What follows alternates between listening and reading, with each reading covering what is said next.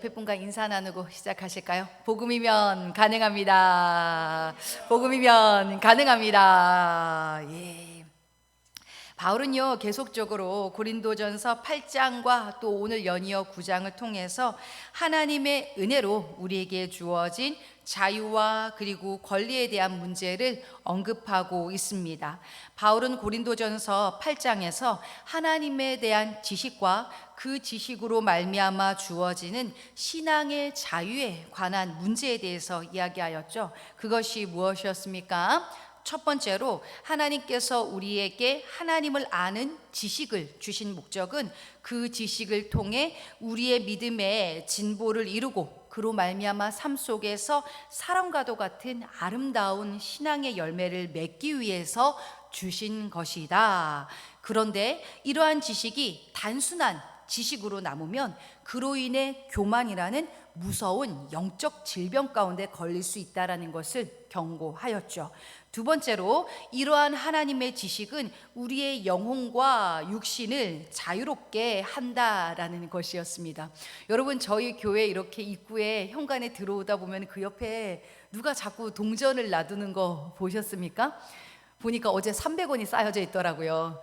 근데 이제 세상 사람들은 그런 거를 굉장히 뭔가 이렇게 뭐죠? 그 미신적인 입장에서 뭔가 좀 불편하죠. 그리고 이게 아무튼 뭐 그렇게 유쾌한 그런 의미인 건 아닌 거예요. 그래서 이제 뭐 우리가 어디 딴 데다 갖다 놓기도 하고 이러는데 계속 끊임없이 동전을 갖다 놔요. 근데 저희에겐 어떻습니까? 주님께서 우리의 영혼과 육신을 자유롭게 한다라는 것입니다. 야, 자꾸 동전을 갖다 놓는데 어떡할까? 우리 청년들한테 물어봤더니 어유 감사하네요. 그거 모아가지고 세이브 더 칠드런 우리 어려운 어린이들 구제하는 데 쓰죠. 그리고 우리 선율이도 그거 보던데 그러니까 아싸 300원이다 그러면서 어쨌거나 챙겨왔어요. 저희는요 자꾸 그렇게 주시면 귀한 데 써야겠다. 어떻습니까? 세상 사람들은 터부시하는 그 존재에 대해서 우리는 오히려 자유로울 수 있다라는 것이죠. 뿐만 아니라 그 세상 사람들은 뭔가 미신적인 요소들을 많이 걸어놓고 거기에 끌려다니면서 살잖아요. 흔히 우리가 지금 이제 이사를 문제 두고서 이제 기도하시는 분들도 계시지만 어떻습니까? 이사할 때도 손 없는 날이라고 해가지고 굉장히 비싸게 비용을 치르고 이사를 하시더라고요. 그러나 저희는 어떻습니까? 저희 가정은 일부러 꼭 손 있는 날에 이사를 합니다. 왜냐하면 손 있는 날은 비용이 굉장히 저렴해요. 그래서 저희는 굳이 뭐 손이 있든지 없든지 그래서 참 감사하다. 예수를 믿는 우리에게는 이러한 특권과 또 자유함이 있구나라는 생각이 들더라고요. 복의 근원 되시는 하나님께서 나와 함께 하신다면 내가 또한 복의 근원이 되어서 이러한 것들이 문제가 되지 않는다라는 것이죠. 이처럼 하나님에 대한 지식은 도리어 우리를 세상 속에서 자유하게 합니다. 그러나 이러한 자유와 권리가 절제와 배려라는 신앙의 성숙이 더해지지 않으면 본의 아니게 믿음이 연약한 지체들을 실족하게 하고 시험 들게 하는 무서운 죄가 될 수 있음을 고린도전서는 계속해서 경고하고 있습니다. 그래서 바울은요, 너희에게 주어진 그 자유를 절제 그리고 배려라는 성숙함을 가지고 조심스럽게 사용하라라고 우리에게 권면하고 있죠. 그런데 여러분, 이처럼 나에게 주어진 자유와 권리를 다른 누군가의 신앙과 믿음을 위해서 포기하는 것이 쉽습니까? 아니요, 절대 쉽지 않다라는 것입니다. 이처럼 쉽지 않은 신앙의 내용을 가지고 누군가가 그 내용을 따르라고 권면을 하는데 그 권면하는 자신은 정작 자신의 자유와 권리를 집요하게 누리면서 이러한 권면을 하면 그 말의 권위가 주어질까요? 그렇지 않죠. 예를 들어서 모임 시간에 늦지 말라고 계속해서 얘기를 하는 사람이 정작 본인은 맨날 늦는다. 그럼 어떻습니까? 권위가 주어지지 않겠죠. 그래서 바울은요, 오늘 우리가 읽을 본문에서요, 자신이 누군가의 신앙의 성숙을 위해서 바울 스스로가 사도로서 또 교회의 지도자로서 삶 속에서 어떠한 권리를 포기하였는지를 이야기하고 있습니다. 사도 바울은 과연 어떠한 권리를 포기했는가? 간략하게 정리를 해보니까 이렇게 요약이 되어지더라고요. 여러분, 그는 우선은요, 이 영상을 보고 있을 우리 청년들이 쿵소리가 날지도 모르겠는데 결혼할 권리를 포기했습니다.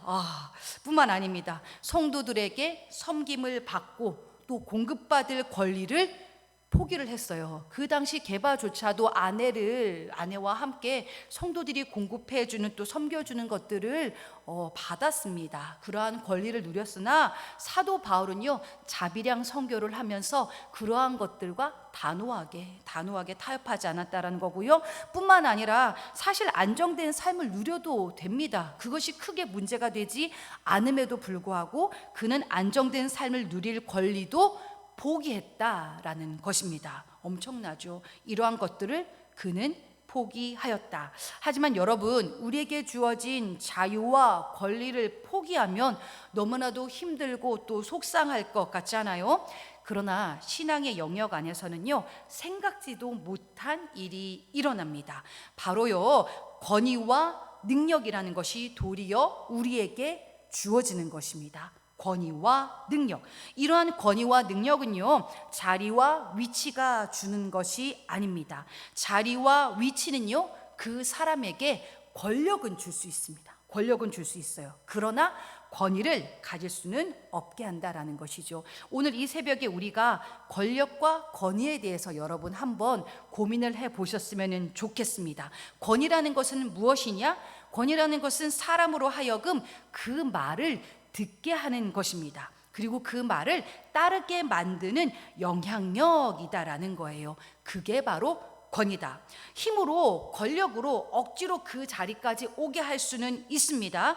그러나 그 자리에서 듣게까지는 할 수 없더라고요. 예를 들어서요, 저희가 이제 대학교 때 그런 문화 있잖아요. 선배들이 꼭 이렇게 후배들을 갑자기 막 부르는 거예요. 선배들이 가진 권력으로 후배들이 어쨌거나 정해진 시간에 모일 수는 있습니다.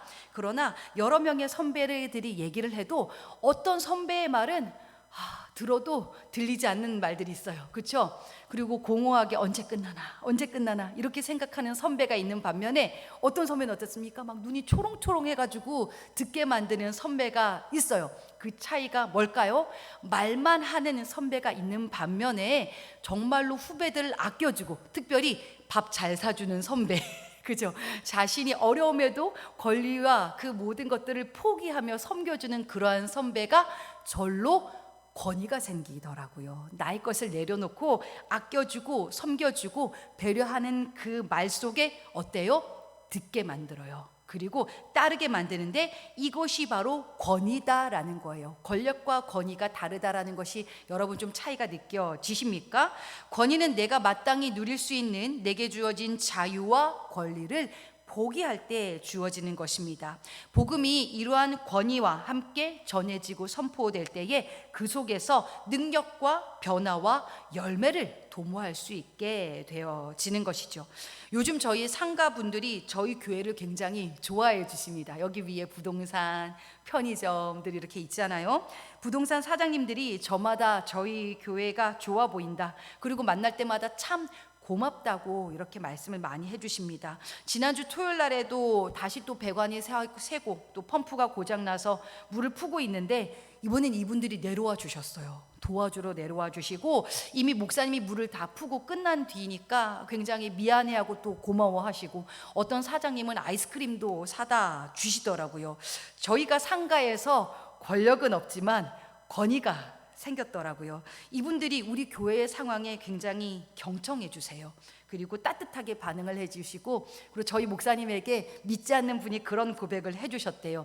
저희가 천국은 믿지 않지만 목사님은 왠지 꼭 천국 갈 것 같으시대요. 너무 좋으셔서 이런 분이 천국 안 가면 안 될 것 같아요. 맨날 그 옷을 뒤집어 쓰고 계시는 그 모습을 보면서 이분들에게도 그 모습을 그 모습을 통해 권위가 절로 생기더라라는 것이죠. 첫 만남 때와는 완전히 달라졌어요. 그게 가능할 수 있었던 이유는 저희 교회가 주장할 수 있는 권리들을 내려놓았기 때문입니다. 좀 더 섬기자, 우리가 좀 더 손해보자. 그런데 그 마음이 그분들에게 전달되더라고요. 우리 가정 안에서도 동일합니다. 부모, 자녀, 남편과 아내 서로가 각자의 권리를 포기할 때에 복음과 신앙이 가정 안에 전달되는 것이죠.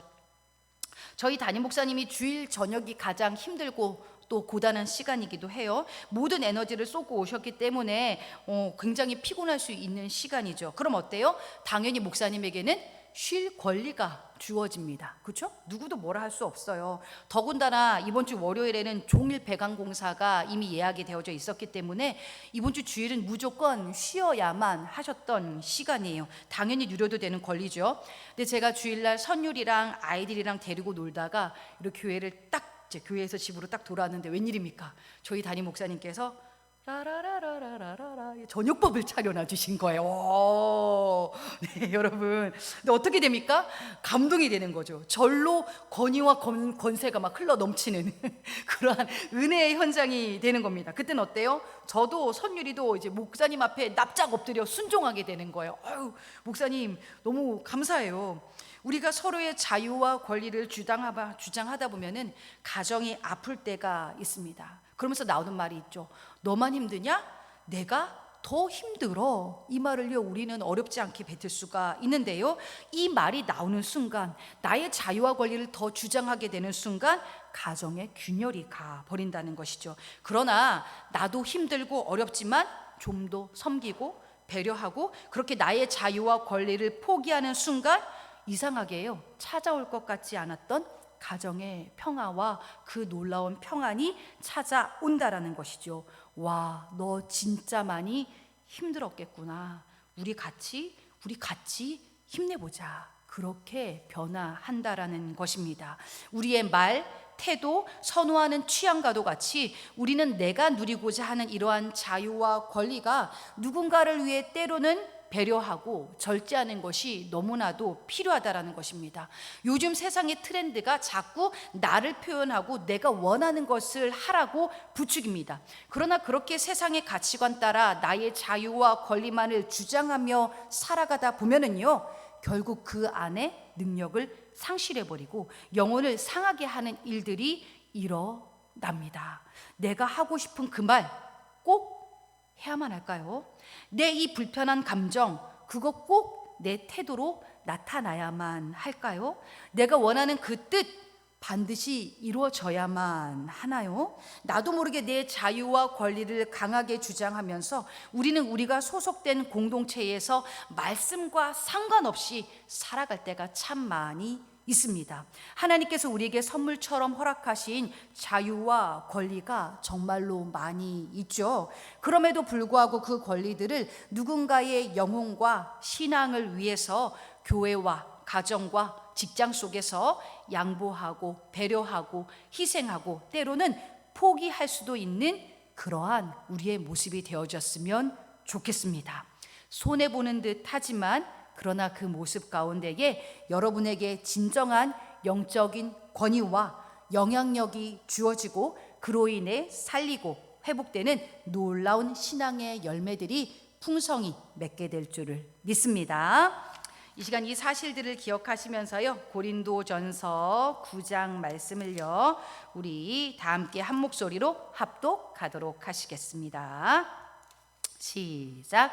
내가 자유인이 아니냐, 사도가 아니냐, 예수 우리 주를 보지 못하였느냐, 주 안에서 행한 나의 일이 너희가 아니냐, 다른 사람들에게는 내가 사도가 아닐지라도 너희에게는 사도이니 나의 사도됨을 주 안에서 인친 것이 너희라. 나를 비판하는 자들에게 변명할 것이 이것이니 우리가 먹고 마실 권리가 없겠느냐. 우리가 다른 사도들과 주의 형제들과 게바와 같이 믿음의 자매된 아내를 데리고 다닐 권리가 없겠느냐. 어찌 나와 바나바만 일하지 아니할 권리가 없겠느냐. 누가 자기 비용으로 군복무를 하겠느냐? 누가 포도를 심고 그 열매를 먹지 않겠느냐? 누가 양떼를 기르고 그 양떼의 젖을 먹지 않겠느냐? 내가 사람의 예대로 이것을 말하느냐? 율법도 이것을 말하지 아니하느냐? 모세의 율법에 곡식을 밟아 떠는 소에게 망을 씌우지 말라 기록하였으니 하나님께서 어찌 소들을 위하여 염려하심이냐? 오로지 우리를 위하여 말씀하심이 아니냐? 과연 우리를 위하여 기록된 것이니 밭 가는 자는 소망을 가지고 갈며 곡식 떠는 자는 함께 얻을 소망을 가지고 떠는 것이라. 우리가 너희에게 신령한 것을 뿌렸은즉 너희의 육적인 것을 거두기로 과하다 하겠느냐? 다른 이들도 너희에게 이런 권리를 가졌거든 하물며 우리일까 보냐? 그러나 우리가 이 권리를 쓰지 아니하고 범사에 참는 것은 그리스도의 복음에 아무 장애가 없게 하려 함이로다. 성전의 일을 하는 이들은 성전에서 나는 것을 먹으며 제단에서 섬기는 이들은 제단과 함께 나누는 것을 너희가 알지 못하느냐? 이와 같이 주께서도 복음 전하는 자들이 복음으로 말미암아 살리라 명하셨느니라. 그러나 내가 이것을 하나도 쓰지 아니하였고 또 이 말을 쓰는 것은 내게 이같이 하여 달라는 것이 아니라 내가 차라리 죽을지언정 누구든지 내 자랑하는 것을 헛된 대로 돌리지 못하게 하리라. 내가 복음을 전할지라도 자랑할 것이 없음은 내가 부득불할 일임이라. 만일 복음을 전하지 아니하면 내게 화가 있을 것이로다. 내가 내 자의로 이것을 행하면 상을 얻으려니와 내가 자의로 아니한다 할지라도 나는 사명을 받았노라. 그런즉 내 상이 무엇이냐? 내가 복음을 전할 때에 값없이 전하고 복음으로 말미암아 내게 있는 권리를 다 쓰지 아니하는 이것이로다. 내가 모든 사람에게서 자유로우나 스스로 모든 사람에게 종이 된 것은 더 많은 사람을 얻고자 함이라. 유대인들에게 내가 유대인과 같이 된 것은 유대인들을 얻고자 함이요 율법 아래에 있는 자들에게는 내가 율법 아래에 있지 아니하나 율법 아래에 있는 자 같이 된 것은 율법 아래에 있는 자들을 얻고자 함이요 율법 없는 자에게는 내가 하나님께는 율법 없는 자가 아니요 도리어 그리스도의 율법 아래에 있는 자이나 율법 없는 자와 같이 된 것은 율법 없는 자들을 얻고자 함이라. 약한 자들에게 내가 약한 자와 같이 된 것은 약한 자들을 얻고자 함이요 내가 여러 사람에게 여러 모습이 된 것은 아무쪼록 몇 사람이라도 구원하고자 함이니 내가 복음을 위하여 모든 것을 행함은 복음에 참여하고자 함이라. 운동장에서 다름질하는 자들이 다 달릴지라도 오직 상을 받는 사람은 한 사람인 줄을 너희가 알지 못하느냐? 너희도 상을 받도록 이와 같이 다름질하라. 이기기를 다투는 자마다 모든 일에 절제하나니 그들은 썩을 승리자의 관을 얻고자 하되 우리는 썩지 아니할 것을 얻고자 하노라. 그러므로 나는 다름질하기를 향방 없는 것 같이 아니하고 싸우기를 허공을 치는 것 같이 아니하며 내가 내 몸을 쳐 복종하게 함은 내가 남에게 전파한 후에 자신이 도리어 버림을 당할까 두려워함이로다. 아멘.